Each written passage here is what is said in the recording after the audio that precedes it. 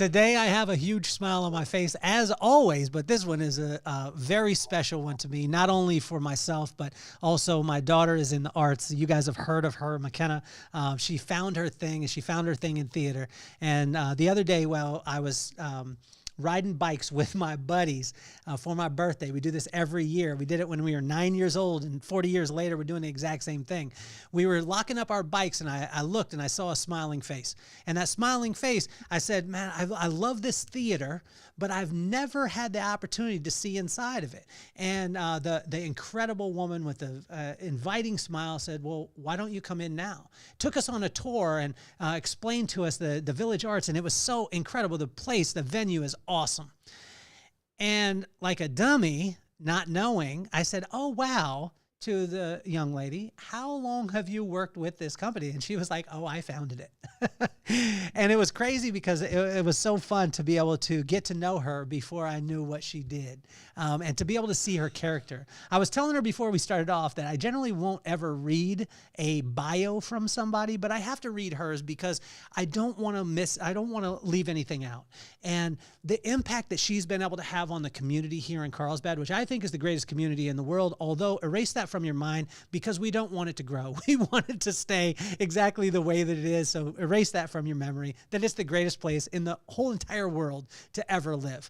But Kristianne founded the New Village Arts in 2001. She has grown the organization, this blew me away, from a starting budget of $2,500 and 2 employees to a current budget of $1.6 million with over 20 employees.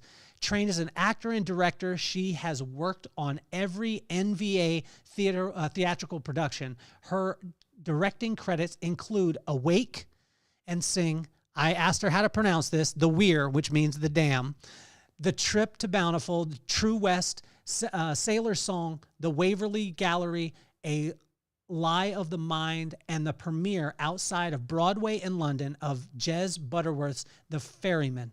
Her work has received numerous awards, including San Diego's Theater Critics Circle and PBS Awards for the Theater Excellence. She is the recipient of the Clare Rose Sabbatical Award from Fieldstone Leadership Network and serves on the board of the Carlsbad Chamber of Commerce, the greatest chamber of commerce in the whole history of the world. It is my honor, my pleasure to welcome Miss Kristianne Kurner. Welcome so much to the show. Thank you so much. That was such an awesome introduction. Did I do okay? Did I do okay? I generally don't read it.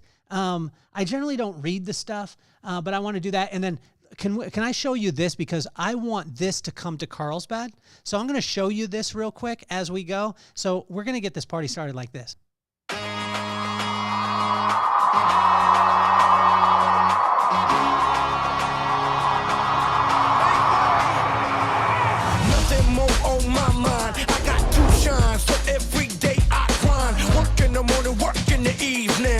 Achieving, cause we believing it's for certain. We put the work in. We ain't stopped just because it's hurting. Right before your eyes, so it's coming to no surprise. The takeover is televised. Over and over and over again. Make no mistake, we continue to win. Defeat never known, cause I will not lose. They wanna mimic my moves, but can't walk in my shoes.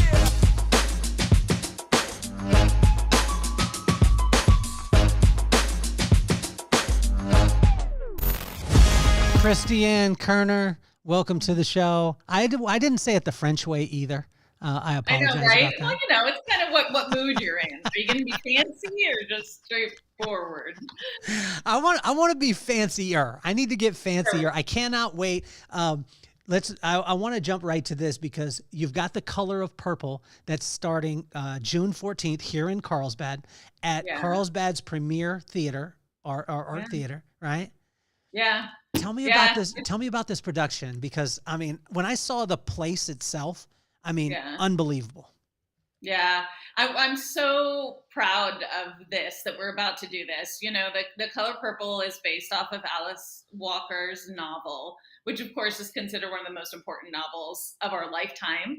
And it is just this beautiful story about love and faith and sisterhood, and recognizing how, we go through really, really hard times, but this kind of belief can take us through. And it's just amazing. It's this incredible cast of 15 telling this story. It's the San Diego professional premiere of this musical. And the musical's been around a long time, but nobody has done it here. And we have this absolutely out of this world, all Black cast who is just killing it on stage. I've been fortunate enough to be in rehearsals, and it is going to blow people away. It is one of the most beautiful stories I've ever experienced at New Village Arts, for sure.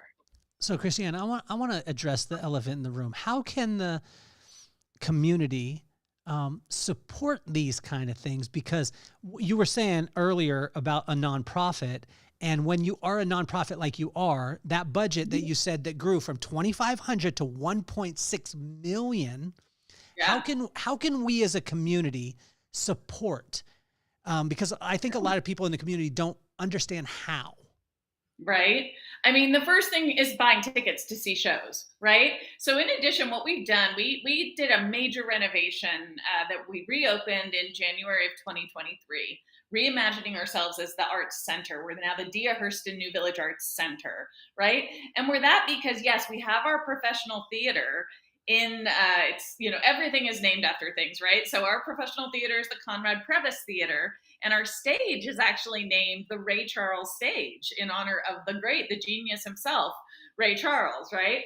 So we've got this amazing professional theater space on the Ray Charles Stage. And then we have our White Family Next stage, where we've got comedy and salsa and opera and drag sometimes, and like all of these things that you can experience. So it's like, and we have all kinds of visual art classes. So it's like any kind of adventurous artistic experience you're going to be able to have at the Dia Hurston New Village Arts Center. So how, like, in addition to buying tickets, right? So when we buy tickets, and also too, I think a lot of times, and I hear this a lot. I remember I was at the pool one time in my neighborhood, and we were involved with Showers for Blessing. It's a Carlsbad thing that we used to do.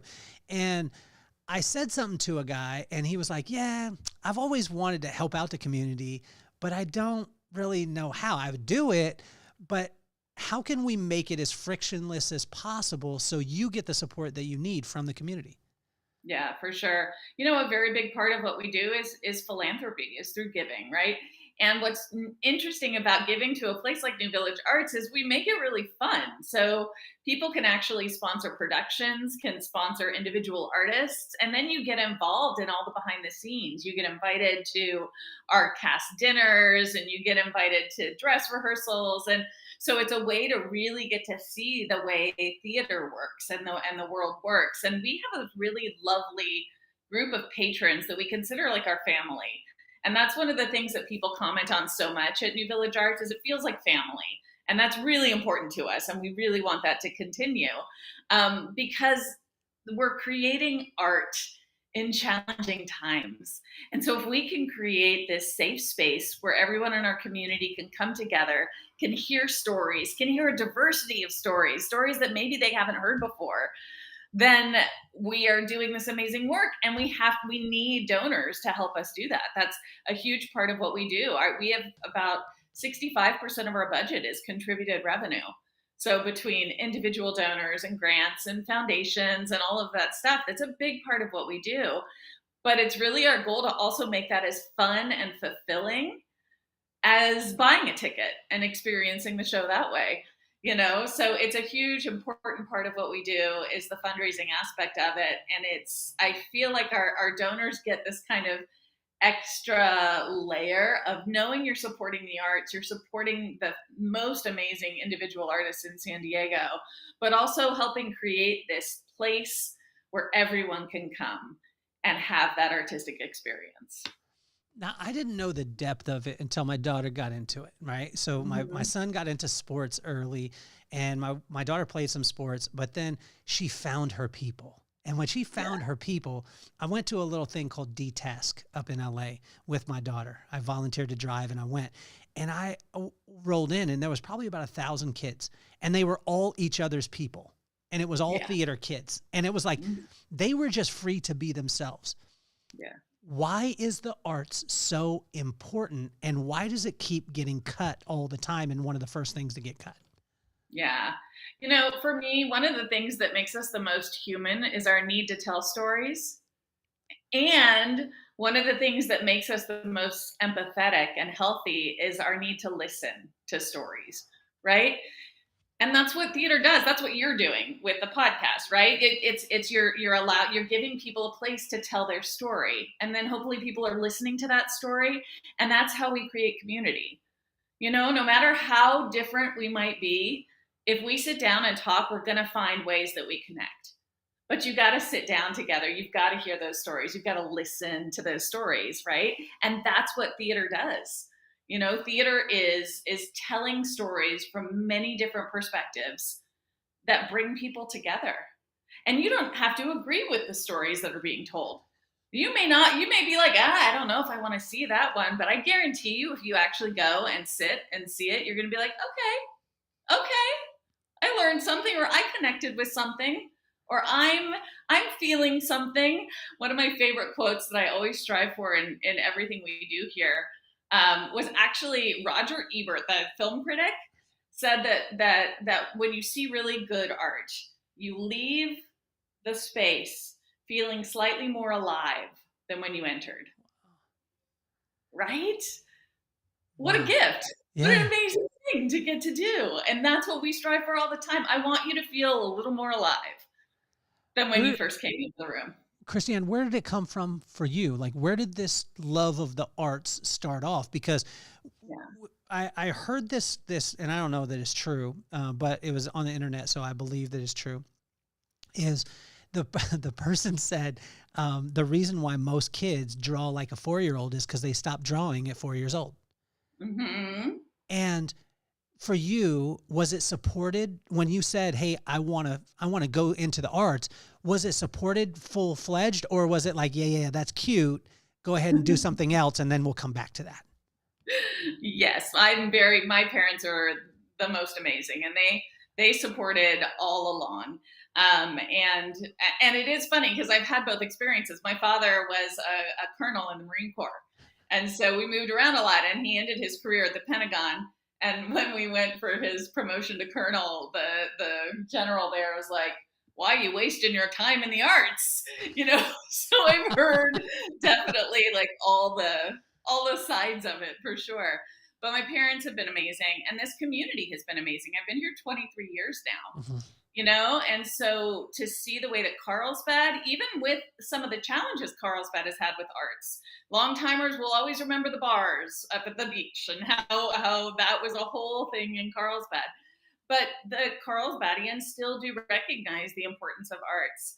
And I'll say for me, it's kind of funny, but honestly, I think what has led me and what created me as this person who wants to run my own small professional theater company is the Muppets. I give it all to Kermit. Like, it's just Jim Henson, Kermit. I think it was, you know, I'm going to build this kind of ideal world where a bunch of people get together from all different backgrounds and create art, tell stories, create art, create this way of connecting with each other. And so, so I definitely, for myself, recognize that the Kermit and the Muppets were a huge inspiration for who I am today. I love the two old Muppets that sat up in the balcony and gave people hell. I think. Yeah, you gotta have the critics too. You gotta have the people who are like, "What are you doing?" I think in every theater there should be a place where those Muppets are sitting up there and just yapping back and forth to start the production off. That's the reason why I'm not in not in theater production, because I have ideas like that. That probably wouldn't work out. I was going to say, it might be distracting, but it's okay. No, I'm just saying. But Kristianne, what about just before the show? Like before the show, as the lights kind of come down, the lights go up on the two Muppets, and then they're just like yapping, right? Yapping, Kelly, and then they're like, "It's you doing it." Okay, I'm in. I've got a friend named James Dixon. Uh-huh. He is a hilarious human being, and the two of us sitting in the if you will make a balcony, I will be there every night. Sounds good. It's a plan. You heard it here, guys. We're going to create that. Yeah. What do you wish, Kristianne, that people knew about a nonprofit? I think that the nonprofits are here for the public good. So everything that we do is to try to make our community healthier, safer, better in any way that we can. And so, we're not out here trying to make a lot of money. Nobody in nonprofits makes a lot of money, right? Because it's all about putting everything that you get back into the community. And that's the whole reason that we did the renovation that we did, was because we felt like the old building was very old. It wasn't very welcoming.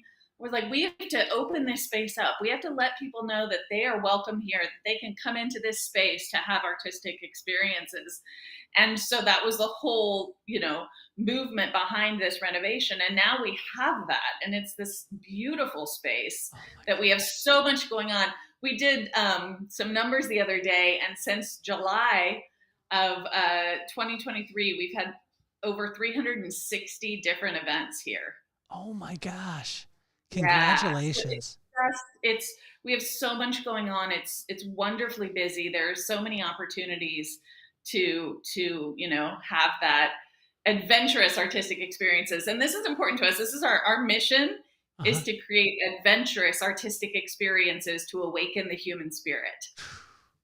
Right? And it's important. Adventure is an important part of that you want things that are going to push you outside of your comfort zone sometimes, right? Because that's how we see more. That's how we experience life more fully. We don't always want to experience exactly what we know. We also need to kind of go to the edge so we can see the view. That's right? Amazing. Yeah. What would you say to the parent? Like, talk to parents right now. I was very fortunate because I had parents that supported me in anything that I did. Right. So even if it was a crazy idea, like being a Muppet in the balcony, my parents were like, "You'll be the greatest Muppet of all time." Totally. But it's not always that way. Right. Yeah. So talk to the parents out there. How can they really support their kids when they're going into the arts? For sure. And honestly, it's trying to welcome it and not be scared of it. I think sometimes parents are scared because they go straight to, how are you ever going to make a living here? How is this right? How are you going to support yourself with, doing the arts? And the thing to remember is it's so much more than that the kids that go into theater are doing it because they need a place to express what they have going on inside. We have the most amazing program that we've been doing for almost 10 years here called the Main Stage Players. And it's a professional training program for teens and young adults with neurodiversity. So mostly people on the autism spectrum, Down syndrome, things like that. And what we found is by creating this training program and having these theater programs, these students, these actors, find this sense of purpose and community that's unlike anything you can find anywhere else. And so for those kids that might be struggling to find their way in the world, get them into an art class, because they're going to find community and they're going to find purpose. And the other thing, because the purpose of art is to share yourself, so you also start to find yourself. And especially in like those preteen and teen years, having an opportunity to be able to do that, to recognize this part of yourself that is valuable enough and important enough to share, it can be life changing. We've had students in our high school programs who have said literally, like, this saved my life. Wow. Right? Because they couldn't find their way anywhere else. And then all of a sudden you get into like the theater community and you have first a community and then you have purpose. I've never seen it. As when you talk about the community, I had never seen it until I did that D-task thing. And it was just volunteering to drive the kids up. I love hanging out with if my 15-year-old daughter asked me to jump off a cliff, I'm jumping off the cliff with her. You know what I mean? Because because a 15-year-old asking you to do anything. But I remember going, and it was middle of the day, and here were these kids that didn't look like all the rest of the kids, maybe had a different personality, whatever it was, but all of them felt free to be able to be in that spot. Right. Yeah. So let's talk to the young kids. What's the difference between like someone being good at theater, right? Mm-hmm. And then jumping to that next level? What are some of the components that a person, whether they're acting, directing, producing, whatever it is, in the arts, what are those like foundational things that a kid could do now that could set them up to be in a situation, like a Kristianne? Yeah, totally. I mean, so much of it has to do with how you study and train, and it doesn't have to be specifically in a school or anything like that. You can learn. What's beautiful about working in the arts is you can learn from everything you do, right? And so as long as you're being very active in that exploration, any book you read is going to inform who you are as an artist, right? Any class that you take informs who you are as an artist. And so it's really about being curious to explore yourself and your world as much as you possibly can.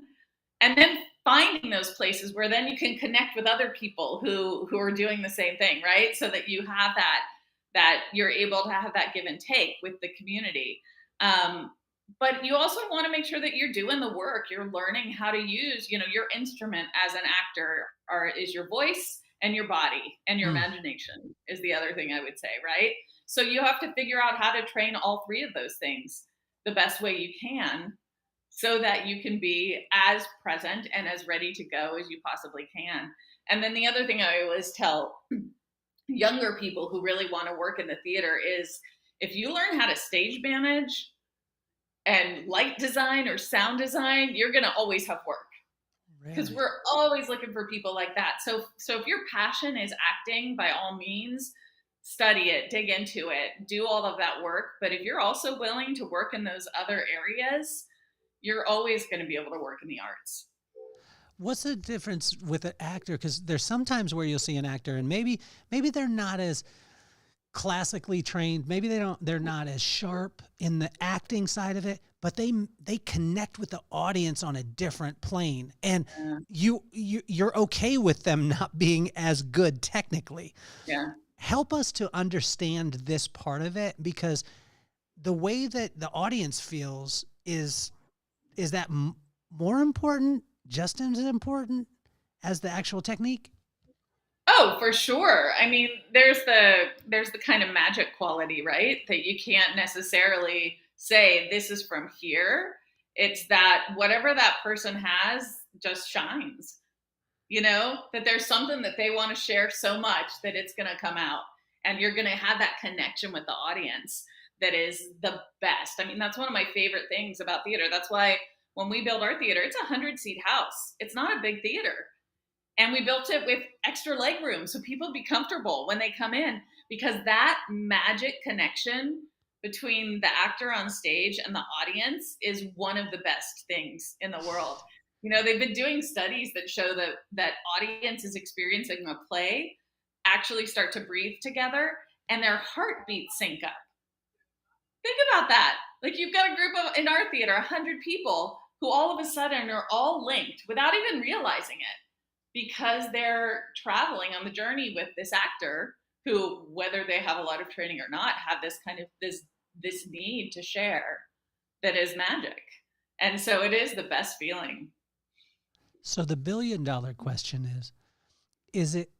are you born with it, or can you develop it? Both, right? You can totally develop it. You can learn the techniques to be able to do it. And then there's also people who just, it comes naturally to them.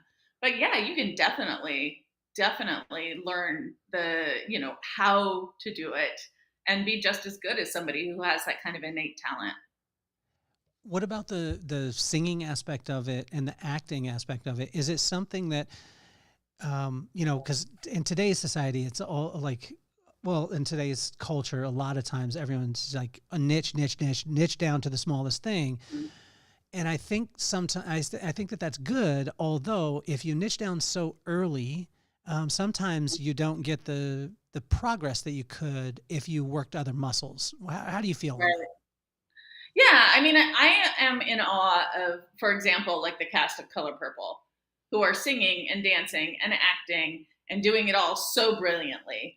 You know, I am not a musical theater actor. I can sing. I trained in opera when I was in grad school, so I can, but it's not the way that I express my art, right?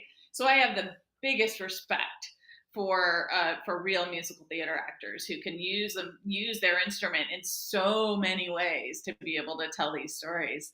But yeah, I feel like especially when you're younger, like try out a lot of different things. You know, that with acting, there's so many different methods out there of how you can study, and not everyone is going to appeal to you. So like trying different things and seeing what lights your fire, what gets you excited to perform can be wonderful. And then the same thing with singing and dancing. Like try it out, see what it is that speaks to you, that seems to fill your soul, and then do it. So Kristianne, was there a deciding factor with you with the arts? Was there something that happened, a person that inspired you, a movie that you saw, a play that you saw that you said, that's what I want to do? Yes, for sure. There's been many. I mean, like I said, honestly, and strangely enough, the first thing was the Muppets, for sure. I think that's the thing that really kind of awakened this thing in me of like, oh wait, you like share yourself and tell stories, and you have this group of people and you do it together and go on adventures. I was all for that. But then kind of as I matured and went to see shows and things like that, I saw when I was already in graduate school, so I already knew like I wanted to do this theater thing. But I think the thing that was like, oh no, this is what I want to do with my life, was I saw two productions actually at Brooklyn Academy of Music. And one was a Chekhov that was just out of this world. And the other was this adaptation of a book called The Man Who Mistook His Wife for a Hat, by Peter Brook. And well, Oliver Sacks wrote the book. Peter Brook did the adaptation, and it's all about what can happen to the brain, right? And so it's all of these stories of what can happen to the brain. And it was one of the most amazing theatrical experiences I've ever had in my life. You know, it was like there was a carpet on the floor and 4 actors, and it was just simple and pure and beautiful. And again, you're exploring areas of the unknown, like the brain being one of the last unknowns that we really have in this world. So I loved that aspect of it, but also that you could take like these simple elements and transport the audience in this way was just like, yeah, this is the most amazing thing to be part of. Do you think that people would slow down if they experience more theater? Yeah, I think it's, well, you know, slow down is interesting because the way I would think of it would be maybe being more thoughtful or more empathetic, right? Mm-hmm. Because again, you know, we're so ready in our lives to make judgments about people and decisions about people. And when you're forced to sit in a dark room with a group of strangers for 2 hours and listen to stories, I hope, Kristianne, I hope someone doesn't soundbite that part. That, you know what I'm saying? Kristianne is giving advice, and she's like, "Look, sit in a dark room with a bunch of people, and they're going to tell you some stories." That's what I told my kids to stay away from. I know, right? Watch out. In this case, it's okay. But yeah, it's just like, you know, you are forced to, or you're encouraged. You're not forced to do anything. Yeah. You're encouraged to see the world in different ways. And that makes you examine your own life in different ways. And that to me, that would be the way that you slow down, right? It's because it creates this kind of greater understanding of the world. As you go through different productions, right? Does this stay fresh with you as far as, does it continually challenge your thought process and your perspective? Oh, totally. That's one of the best things for me about working in this job is I'm in a different world every 2 months. You know, right now I'm in the American South with this amazing group of people in the color purple. Yeah. And then our next show is going to be a silly 1970s jukebox musical, right? Where it's just the 50 greatest hits of the 1970s. So totally different environment. But we get that gift of learning about these things. One of the kind of penultimate show of my career was directing the Ferryman, Jess Butterworth's Ferryman, which takes place in Northern Ireland during the Troubles, right? And I went to Ireland and I walked the streets and I walked the places that are brought up in this show. And I read so many books and listened to the music, and I got to delve into this particular part of history and this one family's story. What a gift, right? Wow. Like, what an amazing thing. And then I went from there into like a 2-woman show that took place in Ohio. And you know what I mean? So you're constantly getting to explore different parts of our world. And isn't that one of the best things about being here in this world? Is that there's so much out there that we can experience. And so running a theater, I get to do 6 different shows a year that each are going to make me travel through another experience. Wow. And that's why you become a subscription holder, because Yes. then you get to do that too. I was going to say that too, because a subscription holder is like a season ticket holder. Am I correct? Yeah. Okay. Mm-hmm. Do you get your same seats all the time? You do. You do. do. You get to pick your seats, and those are your seats for every show. Do you charge for a PSL like a stadium? No. We should do that. That's what I'm adding here. I'm going to Okay. add the balcony with James Okay. and I, the Grumpy Muppets. And There we go. So we're going to start the shows off that way. We're go back and forth and be like, yo, do you realize why we're here? And then, Yeah. and the PSL, you know what PSL is, right? Okay. So a PSL is it's a personal seating license. I think it is. I believe it's called that, but it's PSL. So Yes. every stadium charges the PSL, so you buy your seat plus you buy the tickets, right? As a community member, I believe we should do this because we need to, I love it. We do have you can put your name on the seats in the theater. So if you really want it, it's a $500 donation, but you can have your own seat that's there forever. And you said the Ray Charles Theater, right? This is the Ray Charles Theater or the Ray Charles stage. Yeah. So you could have a seat that had your name on it? Yeah, totally. Yes, I'm going to ask my wife for that for Christmas. There you go. Actually, is Father's Day already gone? No, it's coming up. All right. I need 4 seats. I'm going to have her get me 4 seats for Father's Day. There we go. I'm going to say 3 things. 2 of them make sense. The other one is kind of out of left field. Great. New York, Love it. Yeah. LA, Carlsbad. Take me through them. And there's more than that. I actually was born in Yuma. My dad, as I said, flew A-4 Skyhawks in the Marine Corps.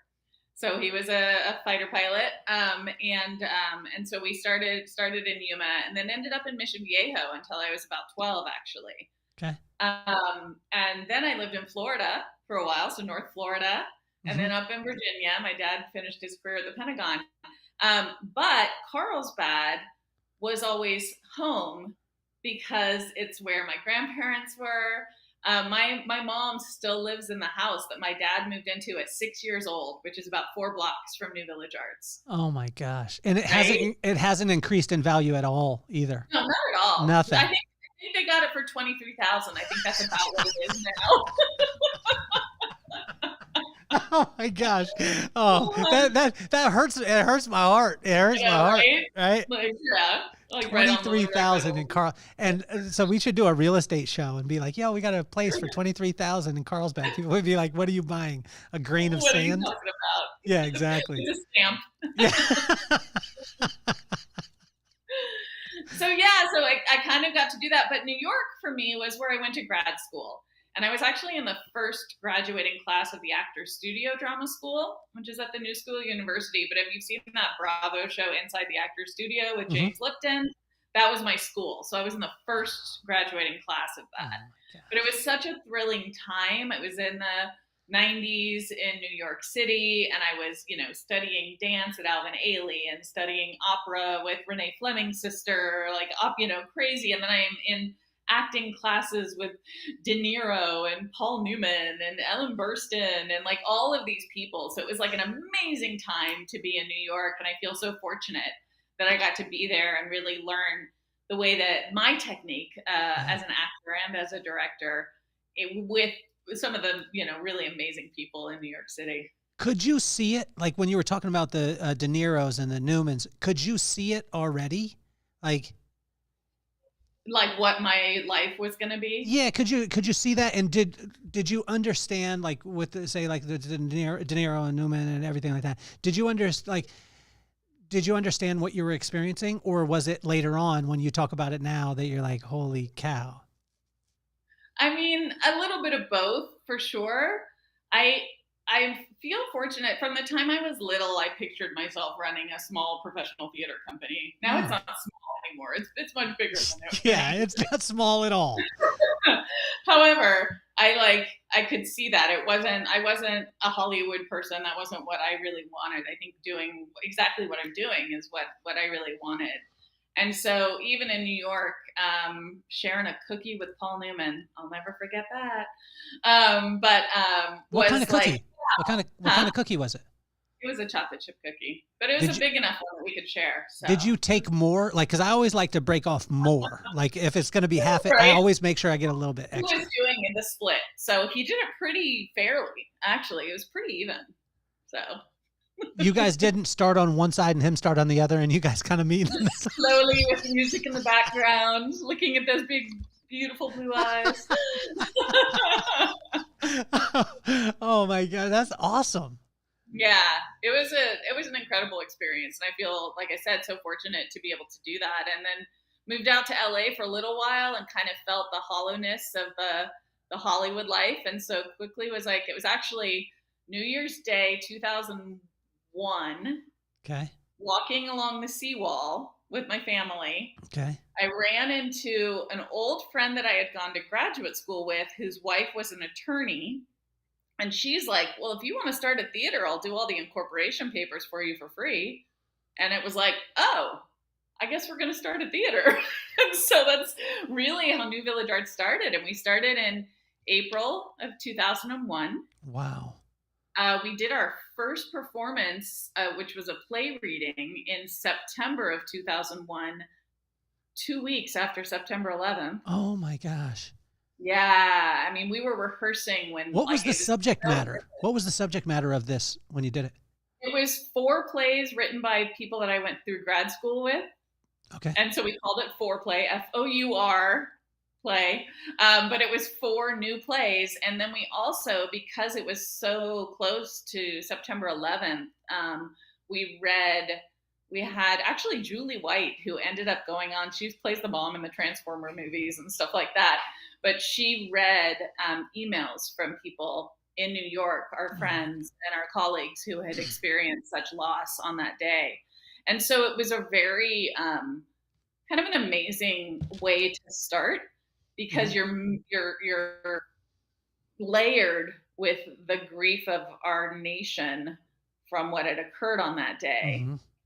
And you're getting these new voices and new stories, right? And I think that that's kind of been true of, New Village Arts, is that we recognize that life can be really hard sometimes. Mm-hmm.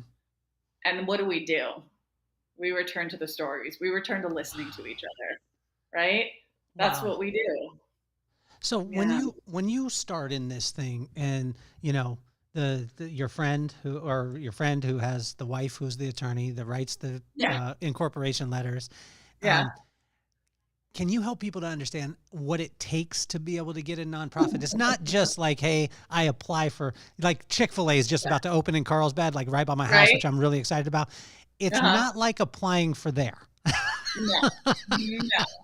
It's a lot, because you have to prove that you're going to do work for the public good. And the government takes that seriously. They want to be sure that you're out there to make your community better. Mm-hmm. And so it's a really long process. I mean, like I said, we have our first date of incorporation in April of 2001, and then we did the reading in September, and then we did our first full production in November, over at the Granary in McGee Park, which is literally a converted chicken coop. So it was like we did this site-specific play with 25 seats, and then kind of built from there. What was cool about that, I will say, is starting there, we started right there with the support of the city. And what's real? Here's a lovely Carlsbad Small World thing that I'll just tell you. So my brother-in-law is Brian Snyder, who does all of the murals and stuff around Carlsbad, and he's an art teacher at Valley Middle School. Back in the day, in 2001, he was the city employee letting us into the building, letting us into the Granary for rehearsals and stuff like that.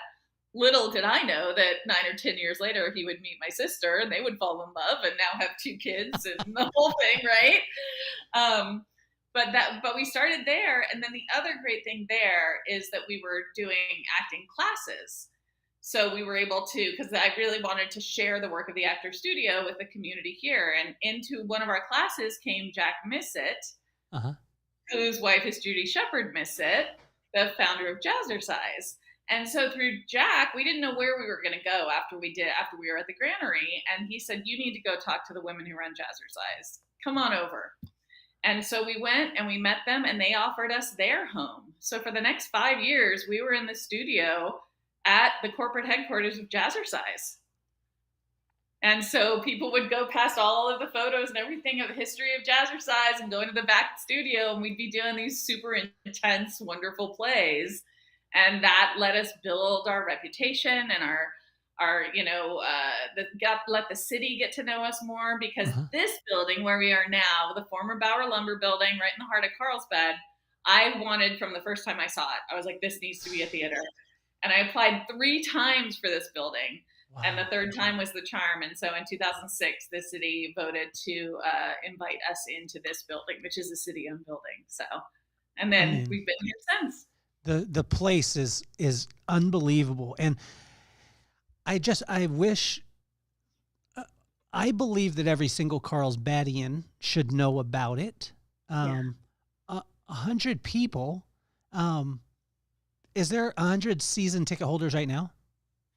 We have about 400 season ticket holders right now, because we run shows for 4 to 6 weeks.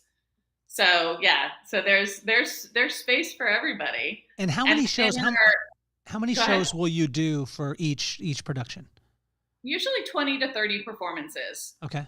What's really cool is the first 5 performances of every show are what we call preview performances, which basically means it's a chance for us to test the show in front of an audience before we let the critics in to see the show. It's still a fully fledged show and everything, but we really believe that theater should be accessible to everyone. So those 5 preview performances, you can get a reserve seat for about $30, which is a lot cheaper, but you can also come 1 hour before the show and pay what you wish. All 5 preview performances, if you come an hour before the show, you can pay whatever you want to pay to see the show that day. So try it out, right? Oh my gosh. You can give us $1, because I want people to come in and see the show, and I don't want money to be a barrier to that. I just want people to come in and experience it. So for example, with The Color Purple, if you come between June 14th and June 21st and you come an hour before showtime, you can, as long as there are seats left, as long as the reserved previews, didn't take up all the seats, you can come in and see the show for whatever you would like to pay that day. Well, if it's in my power, there ain't going to be any seats left. And also, Kristianne's being real nice. I ain't going to be nice. You need to I think you should pay over ticket price, because it's supporting the arts in the community. This is such a huge thing. And again, I didn't realize it until my daughter started having this time and seeing this and gaining her people. And it blows my mind. And the little bits of involvement that you can do, and it doesn't take a lot. Am I correct? From a community sense, to make sure that we continue, to grow it and things like that. How do you choose the productions, Kristianne? That's one of the biggest parts of my job. It's really a fun part of my job too, right? Because I want to be sure that I am, telling stories from a diversity of voices. I think that's really important, that we get a lot of different stories that we're able to tell. and also things that I think are going to be meaningful to our community in the time and place that we're in, And so I think that that it's that mix of, plus I need to sell tickets, right? So you've got everything, you've got the practical of, we need these shows to sell well, so we want to make sure we're doing that. But also, what is going on right now? What do we feel like we need to, as artists, explore?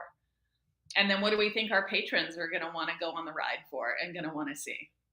I think something that was really cool when we were there is the multifaceted. You also showed us on the walls that you were actually showing, local artists' work. Can you talk a little bit about that too? Because my buddy, who was there with me, his name is Will. So my brother was Rob, and then Will was my best friend from 4th grade.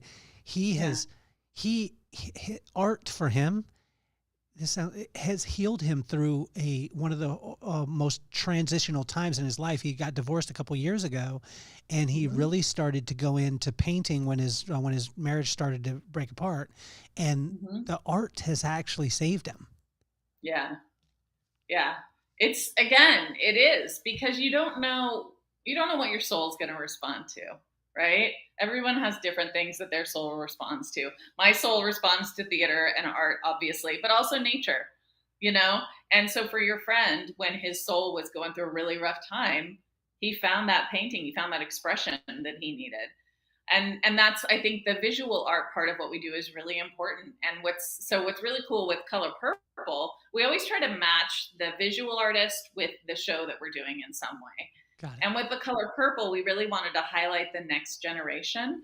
So we've partnered with the School of Creative and Performing Arts in San Diego. And these are all high school artists whose work is going to be up on our walls for the next few months. And the work is extraordinary.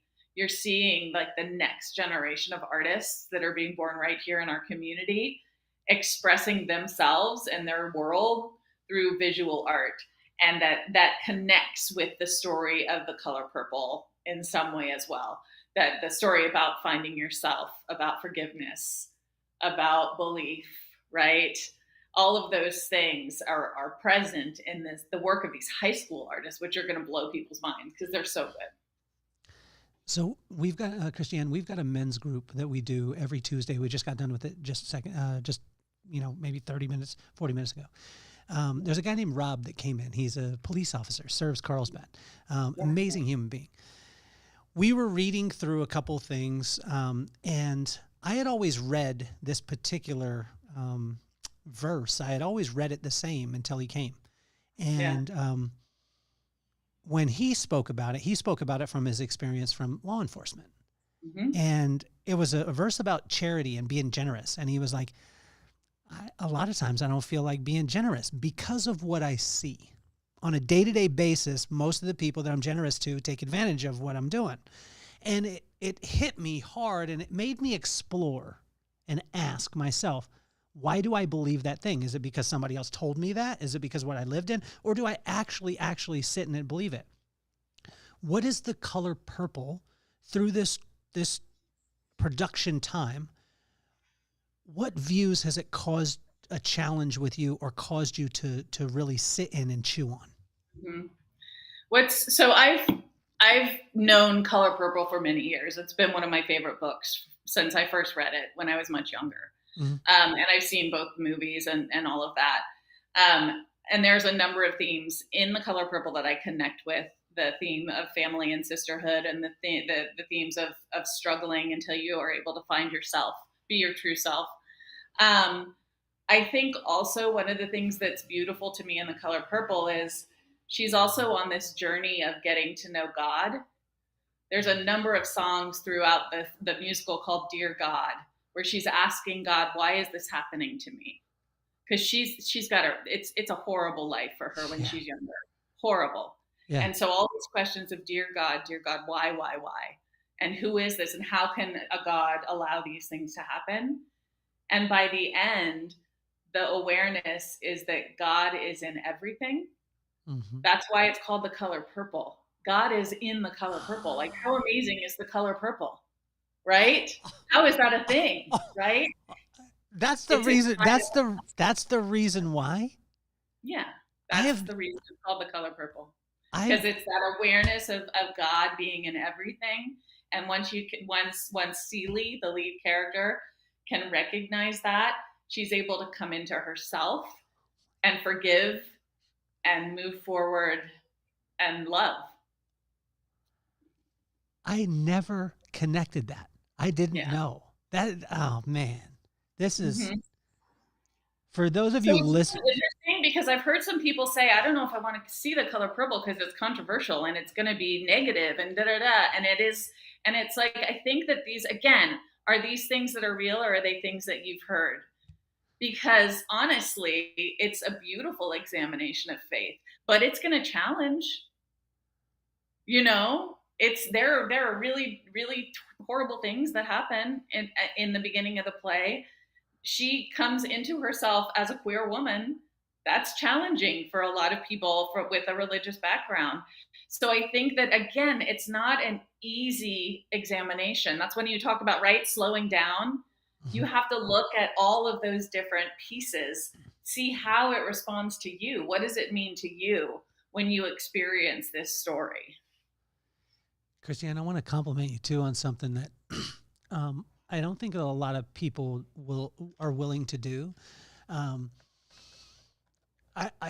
I became aware of it. There was a girl that I went to high school with. Her name was Christy, and Christy told me about this concept of creating a universe. And I was like, well, what do you mean creating a universe? And she said, well, there's some people who work their land, others who build a planet, and there's very few that create a universe where they don't have to wait on anybody else to be able to help their dreams or their reality become what they want it to be. And I want to compliment you because as opposed to you waiting for the part or waiting for the production, you created your own universe in creating the New Village Arts, where you actually have the ability to be able to bring in the productions that you want, to be able to do this and serve the community. That's mind-blowing. Thank you. That's why it's called New Village, but it's a new village. It's a way of bringing this community together in a village-like environment so that we can have shared experiences. So thank you for saying that, because it's a beautiful thing. But that has always been my goal. I want to create this new village around the arts that is, open-minded and empathetic and understanding and healthy and good for our community. So, and you can correct me if I'm wrong on this stuff, but a lot of times, like the inspiration, what I found in my life is it comes from either desperation or frustration in certain times. And was there a frustration point, or did you just know I want to create my own universe from the very beginning? I think it was probably connected to actually living in LA for a while. And can you tell us the difference between like live theater and Hollywood, like Hollywood? Well, so like in Hollywood, from the moment you walk in a room, you're judged on what you look like. Okay. It's very based on external things, Got right? It. And I think in theater, it goes much deeper than that. In theater, it's about who you are. It's who you are, or what you're willing to share, right? And so for me, it's a much richer experience. I think the best filmmakers and things like that get to that too, obviously. I mean, you've got films made that have that same quality. But as far as for me as a young woman, in my 20s living in LA, was like, you know what? This doesn't feed who I am. I need to create this new village. I need to create a community of people that are centered around adventurous art, that want to experience the world through art. Who would it not be good for creating their own theater company? Because some people are going to be, or watch this, and they're going to be like, Kristianne, she's the GOAT, right? She's it. You know what I mean? I want to do that. But what are the parts? You gotta be so persistent. Like you have to, first of all, like, yes, I am an incredibly optimistic person. If I wasn't, there's no way I could do this. you're constantly hit with challenges. You never know if you're going to have enough money to get done what you need to get done. Like, I dream about, like, oh, can you imagine if we just had this large gift and had the resources to be able to do what we want to do? Like, that's amazing. But you do have to, you're dealing with a lot of artists, so it can be a dramatic job. And Hold on. You mean it's not just smooth sailing, Yeah, no, okay, it's like pretty incredibly challenging. But persistence, belief, you've got to really believe in what you're doing, and then and be willing to just keep going. Just keep swimming, right? Who was it? It was Dory. Dory was just keep swimming. That's what my wife. My wife is very much that way. Help us to understand the gravity of it. The color purple. How much does it cost to put on a production like that? The color purple will cost probably about $150,000. Because we pay everyone who works for us. This is all the actors get paid an hourly wage. It's a cast of 17. Okay. 14 actors with 3 understudy swings. Mm-hmm. We have all the people that work on the show. We have all of the elements that put the show together. The set's beautiful. The costumes are amazing. All those things. So it is significant. And with a show like Color Purple, that we can't even make that back in ticket sales. We have to have donors who help to make that happen, who believe in the work we're doing to be able to tell this story. And we continue to, That's amazing. So just numbers wise, so if we had in Carlsbad, what do we have, like 65,000 people? 70,000? Yeah, at least, right? Somewhere around there. I think it's around there. Somewhere maybe 73 now. I don't know. So if we had 10,000 of those people, and those 10,000 gave $100. Yep. There we go. And you can even donate monthly. Make it easy. Give $20 a month. You won't even feel it. $20 a month. That would be $240 a year, right? Right. So, I mean, did I do the math right? You said $20 a year or $20 a month. Yeah. $240. And if you had, and it would make a big impact. If you had 10,000 people that did that. Yeah. That'd be 2.4 million. That would be over the 1.6 million budget that we're at right now. Exactly. And you would have this amazing, thriving arts center in our beloved Carlsbad that wouldn't have to worry about where the money is coming from every week, right? It would be amazing. You would see the growth of what could happen here. Wow. Well, we're definitely going to put the link so people can, we're going to make sure that they have a link where they can go to be able to do it. I always like to be corrected. Okay. Now, some people don't like to be corrected. I like to be corrected. I'm going to give you a scenario. This could be hypothetical, but it could be real. But I want you to correct it as much as you would like to, Kristianne. Okay. So there was this father, and he may or may not have been in the car with his daughter yesterday. And on the way to school, this daughter, who could have been around 15 years old and is in the arts, she was going to hypothetically be in a production of Addams Family. And when the father asked, "Loving daughter, which part would you like?" She said, "Well, I don't know. I just don't want ensemble." And I said, "Well, let's get more specific. What would you like?" And she said, "Well, I'd like to be Wednesday." And then I said, "Cool." And she said, the other one would be Allison. I think it's Allison, the other girl. There's a girl, or like the mother. And then she said, "If not, I think it'd be funny to be Uncle Fester." And I said, "Oh, okay, cool."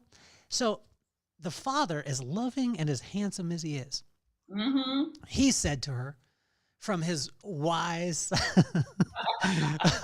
resources, he said, "You should watch every single production online of Addams Family. We should find the script and download it and read it over and over again. And you could say the lines to your mom or to me, and then understand those characters and get into them as much as possible, so that by the time you get to it, you are prepared." Now, I have this father, hypothetically, has no background at all and doesn't know anything about theater. correct me in this if need be. So it is good. You want to make sure you're not overwhelming her. She needs to have a life. Okay, it's coming, Kristianne. I could feel it coming. You don't have to pull any punches. You could just give me the uppercuts. Give it to But me. here's the thing: auditions are 80% about confidence, right?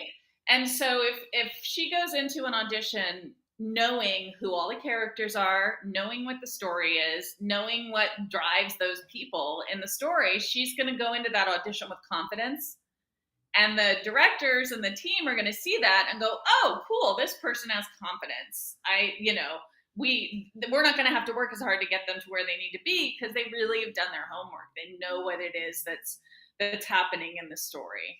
So yeah, I mean, yes, she doesn't have to watch all the things that are out there, but reading the script a couple times, watching the different things, yeah, and because there's very different takes. I mean, you've got the TV show, well, both TV shows, but the musicals as well. So it's like getting to know it, getting to see where she connects with that story.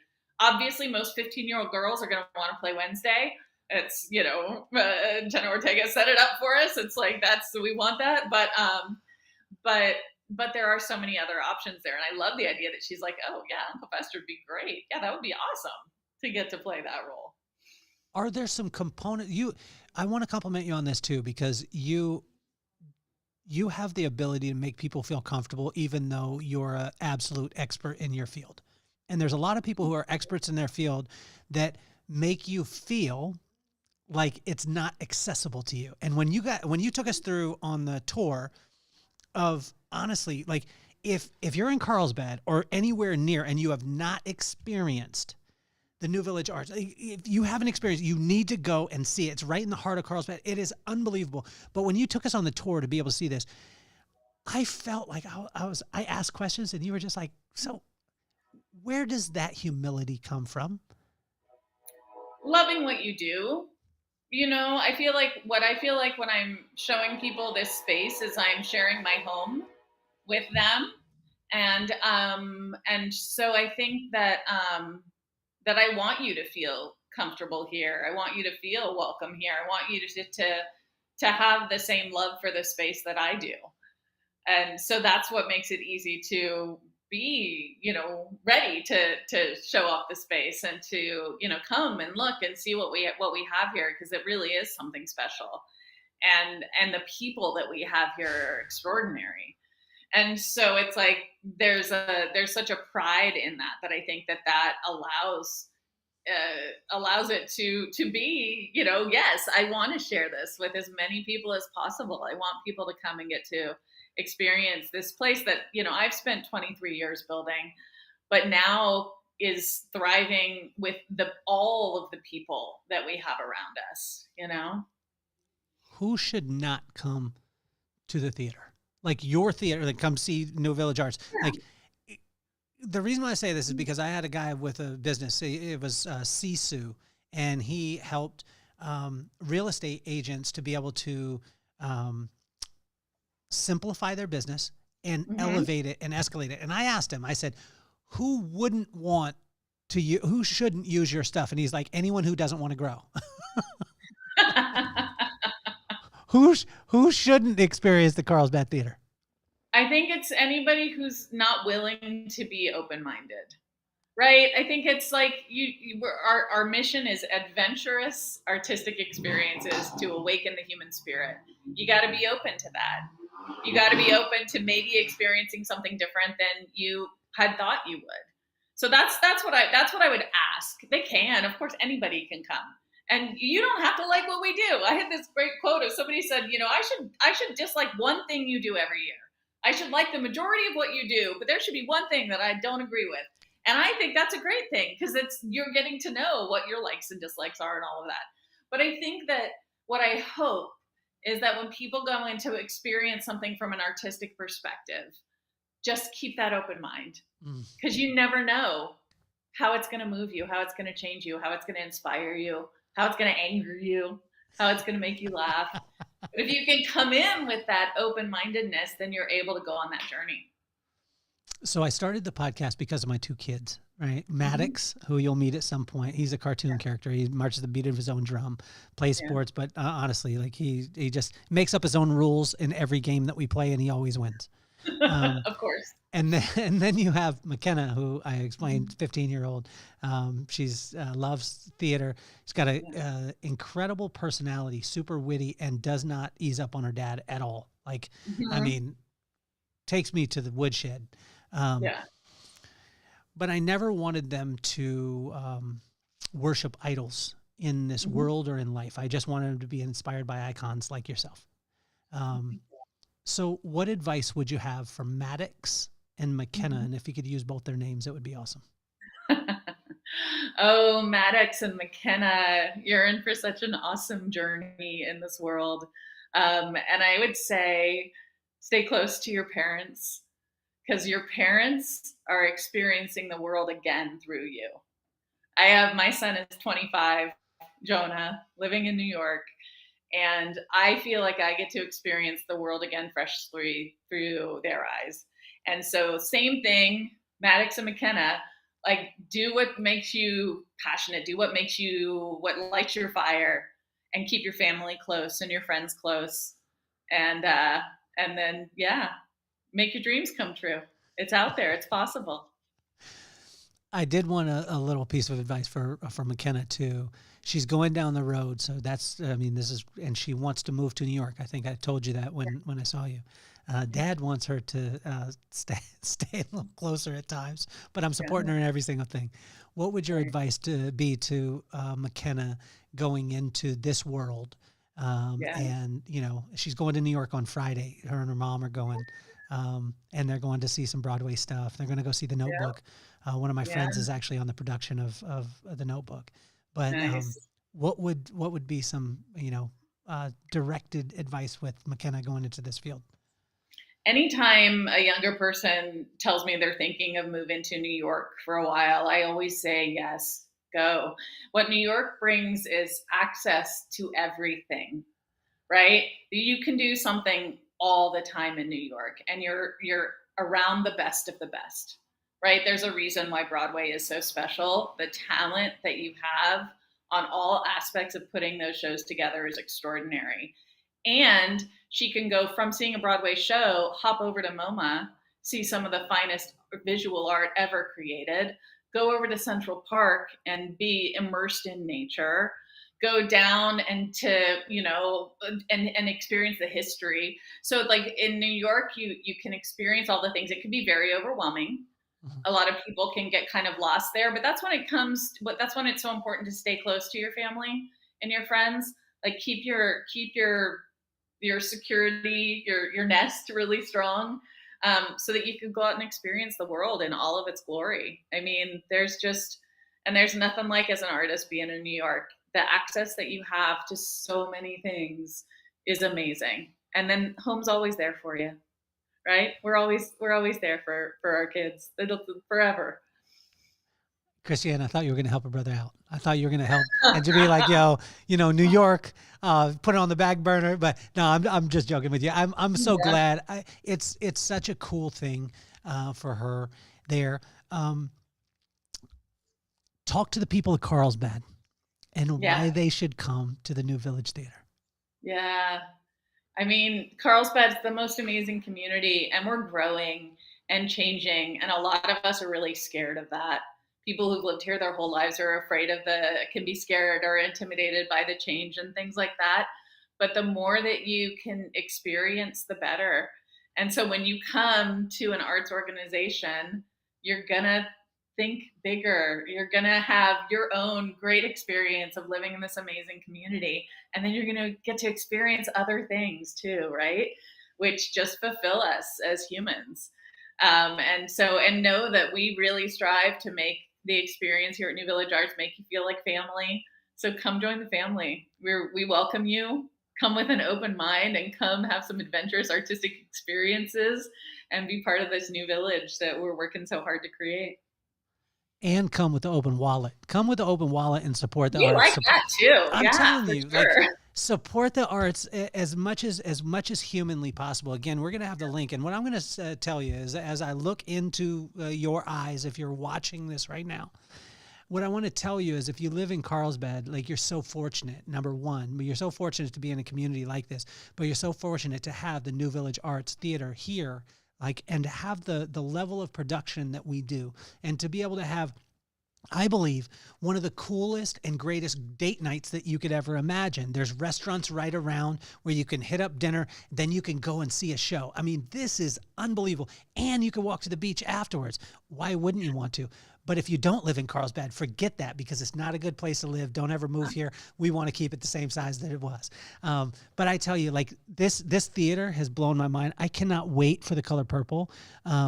It's you know, it is my honor and my pleasure, Kristianne, and I want to commend you in what it is that you're doing and making our community better, and to bringing something that there's so many communities that don't get a chance to be able to experience this, and we get a chance to. It's right here in our home. I mean, it's something that we can do, and so it's going to be one of the missions that I take on. That I want to make sure that every production is sold out. Thank you. You know, that is sold as much as possible. But it has been an absolute pleasure to have you on. Thank you so much, Kelly. It's been really wonderful getting to talk to you about everything.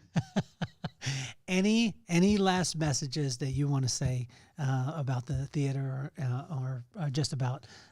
Just come on down. You know, our box office is open from 12 to 5, Tuesdays through Fridays. And if you want to, you can come by the box office. There's a little box office window. There's signs that'll lead you there. And if you want a tour, just ask for a tour. One of our staff will be happy to give it to you, so you can see what the space is while you're buying your tickets and making your donation. But we, you know, this is for the community. We're here for our community, and so we welcome you here, for sure. Well, it's incredible. You have been absolutely awesome, and I can't emphasize it enough, but I will emphasize it even more, is go to the theater, go to the theater, go to the theater. Better than any movie that you'll ever see. The experience with the family, things like that. In going and watching my daughter being a part of different productions, I tell you, like, there's just a different feel to it. And you don't have to go to New York or go to Chicago or even go to LA. If you're in Carlsbad, you can do it right here, right now, and support your community at the highest level. So, Kristianne, it has been an absolute pleasure. You're incredible. I can't wait to have you on more. Will you be on the show again? Yes. And we got to get the vibe here in the village. So, you know. That's what I would love. I would love to do. And I believe I might know a woman that I'm going to be interviewing at the Vibe too. So. But Kristianne, again, it was a pleasure, and it's my honor, and you're officially off the hot seat.